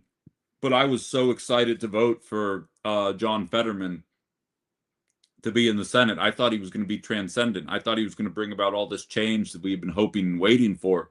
And he's the biggest piece of shit on the planet. And he's like, if people aren't careful, I'm going to leave the Democratic Party. Oh no. Oh, you didn't vote for him? You voted for Dr. Oz? Supported him. Okay. I feel that. I'm joking. She didn't vote for Dr. Oz. I just like jerking her around. Um, no, I get that. I get that.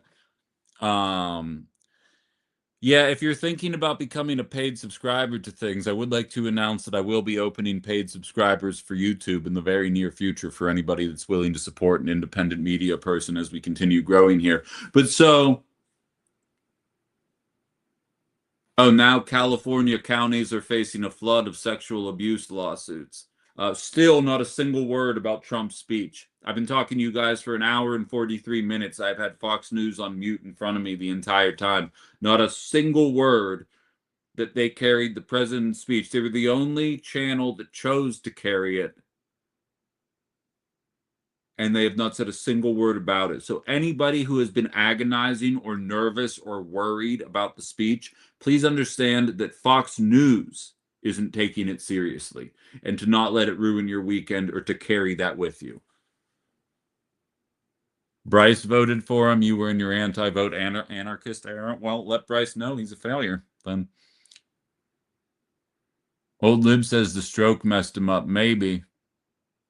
I'm always afraid to say that because I don't have like the medical evidence to back it up. And even though he's a piece of shit, I don't like mocking people for medical things. I try really hard. I don't do it well. Sometimes I call him Tiny Tom Tiffany, you know what I mean? But like I try really hard to mock people exclusively based on their political beliefs. Because I really try to make this a show about consistency in your beliefs. So like if I mock someone for being ugly, then I can't get mad at someone who makes fun of me for how I look or one of you for how you look, because I make fun of people all the time. You know what I mean?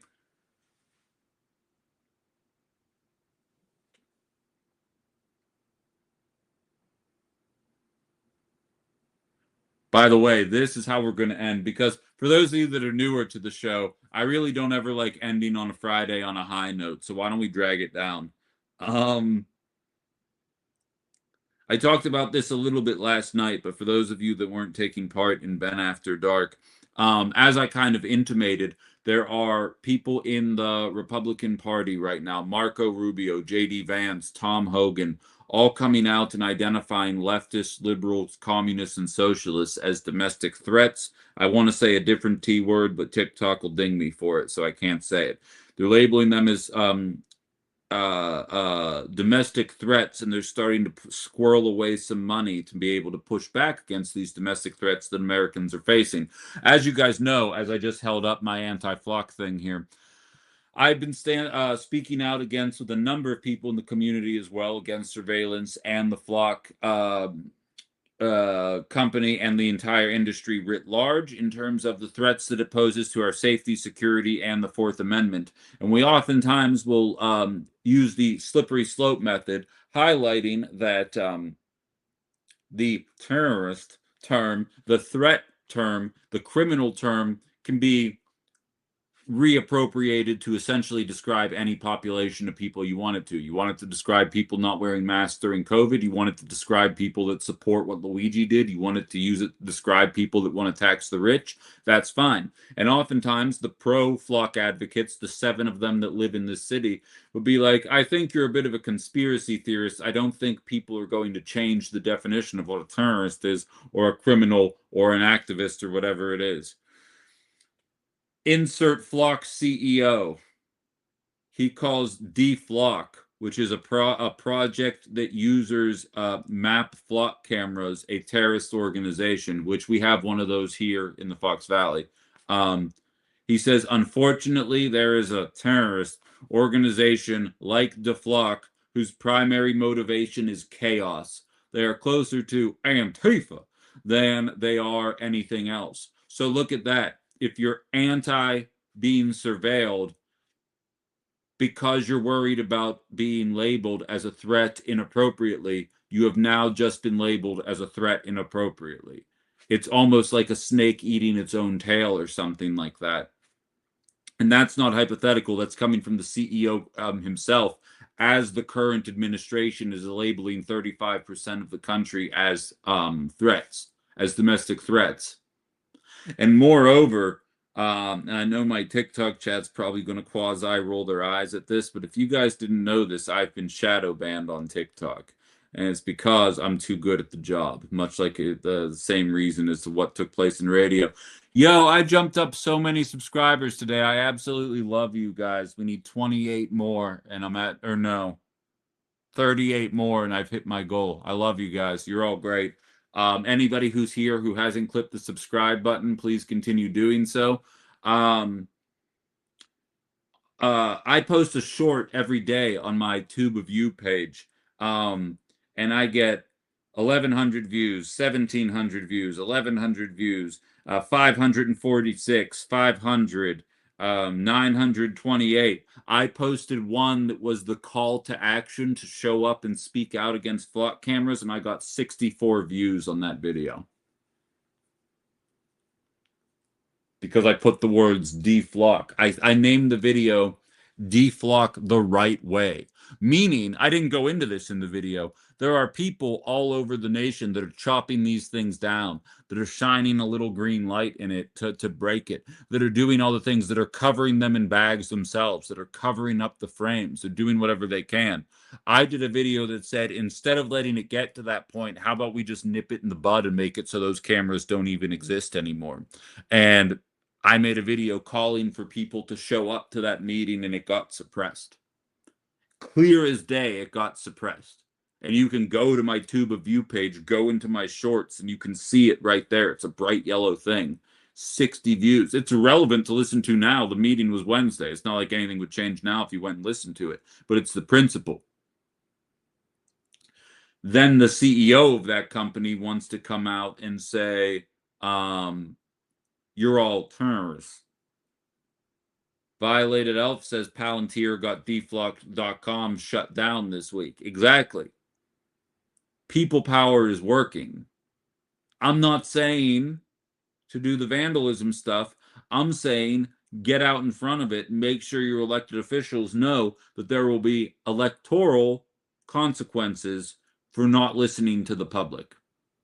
I stated it yesterday. I had two advocates on with me. There was a changing of the guard. You could feel it in the room that, like, there was unease.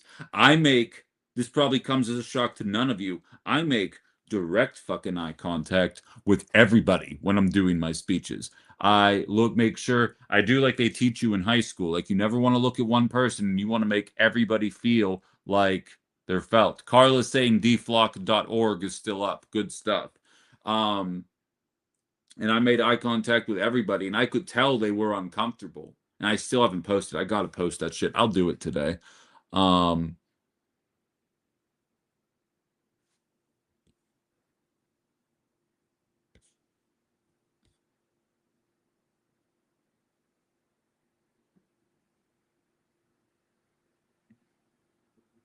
I apologize. I'm very far back in the chat, so I'm struggling to realize what you guys are talking about here, but it's all good. If you are using the slang term commonly applied to flock automated license plate reader ALPR cameras, the best synonym is deactivate, disable, turn off, disconnect. Good to know. Ethan says, almost like we are too reliant on a few tech platforms that get to control what gets shared on their platforms, and there aren't actually free platforms. 1,000%. 1,000%. And like, that's what's frustrating, because I said to you guys, part of my goal, by the end of July, assuming YouTube gets done with my background check, I'm going to be able to monetize YouTube and take monthly subscription fees from you guys. And my goal is to, get a couple hundred people to do it and be able to just live off of people that appreciate the work that I am doing. And I was like, then I'd be truly independent. But realistically, I'm one slip up away of my words from YouTube saying, I'm taking your whole channel away from you. Good luck, Mother Hubbard. And it's because I set the almighty seeing eye.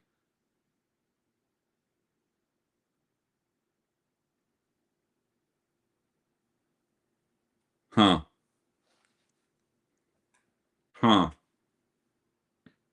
I can't say what I just read. You'll be telling your grandchildren one day you were part of the movement to take back the country. Hopefully. Hopefully. You know what's funny is back in August of 24, I had somebody accuse me of doing voter fraud because I still had a Pennsylvania license. And so, if I remember correctly, the episodes are still up on Spotify. Search Outside the Box with Ben Cominos. We'll eventually get these also uploaded. A bunch of you are asking for audio only. Those calls are not unheard, I promise. But I think it was August 14th, 2024. If you go back and listen to it, it starts out with Jonathan Krause doing the episode. And I was pretending like I was calling from jail with my one free phone call. And then Trump won and shit started hitting the fan. And I had to make disclaimers and be like, just so we're all on the same page. If I ever do another episode and I'm being arrested on the air, that's real. I'm never going to do that joke a second time. So we'll see.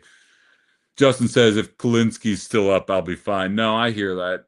I hear that. Yeah, he's definitely out there more. But here's the thing. He also, I don't want to toot my own horn. His audience is a billion times bigger than me. I take a more educated approach to it. Like he's more antagonistic. Don't get me wrong, I don't mind his approach.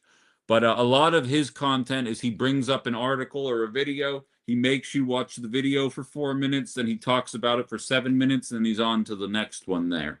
Whereas I kind of like, it's more of a again, I feel very conceited saying it this way, but it's just like I try and put my thoughts out there to give people a different way to think about what's going on in society or reaffirm a way that you're looking at it. And I welcome other people to share their opinions. And hopefully, as people get more comfortable with the new format of the show, that'll happen more often. But that's at least my interpretation on matters.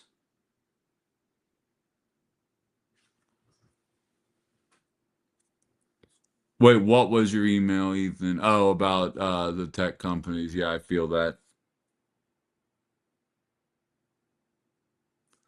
Carla's saying there's an effort to campaign to get Crowley into the race and get Evers to endorse him. Guys, I'm telling you, we're watching it happen in front of our faces, and I'm not going to be quiet about it. And I feel like some of you are going to hate me for that as it gets closer, but I swear to Christ, if they try and blue mag us again, I am going to go off. Elect, um, Francesca Hong is electable. Electability is a fucking myth. And the idea that they are trying to force somebody that couldn't get over 3% into the race and cram a bunch of endorsements behind them, I'm telling you right now,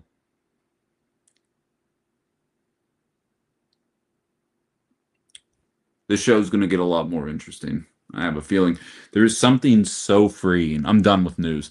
There's something so freeing about. David says if they go blue MAGA, you grow green. I dig it. I dig it. But I mean, there isn't a green gubernatorial candidate. Um,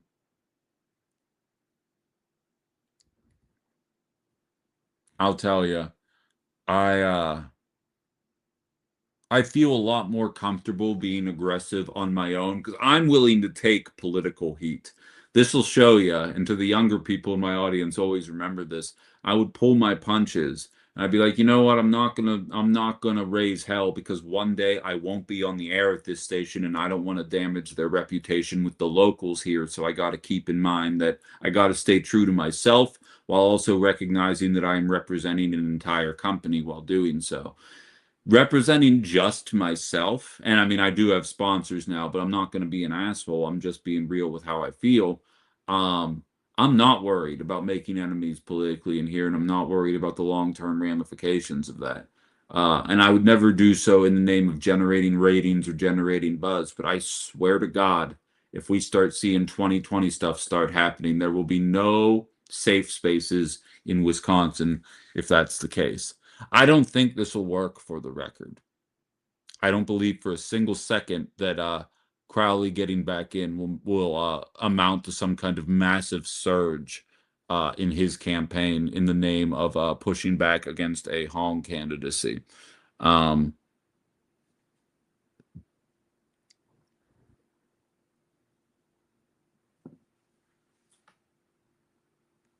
I'll be at the Green Party event next Sunday, though, David. Are you going to be there down in Milwaukee? I was asked to be a speaker. So I'm gonna be doing a little thing. I guess Jill Stein's gonna be there. I'm pretty excited about meeting her. Cool. I'm making you want to start a podcast. You should. We'll cross streams. We'll need to rage punch again. I'm pissed off at the idea of it, Ben, says Carla. Yeah, me too. I'm getting pretty angry, but I mean, I'm willing to let the weekend play out. Um,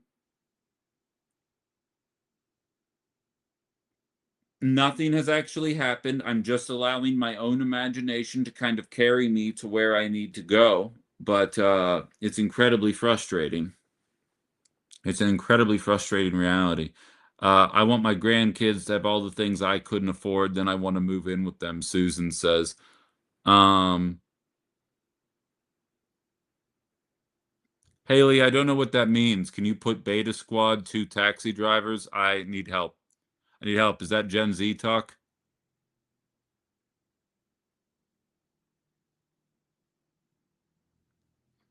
No, yeah, cross streams is the right way to say that. I have my stream, he has his stream, and then we cross them. What else would that mean?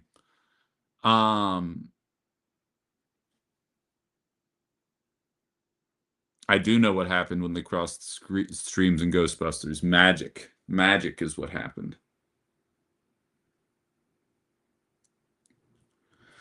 But all right. I feel like please put 2 taxi drivers, please. I'm gonna need you to elaborate.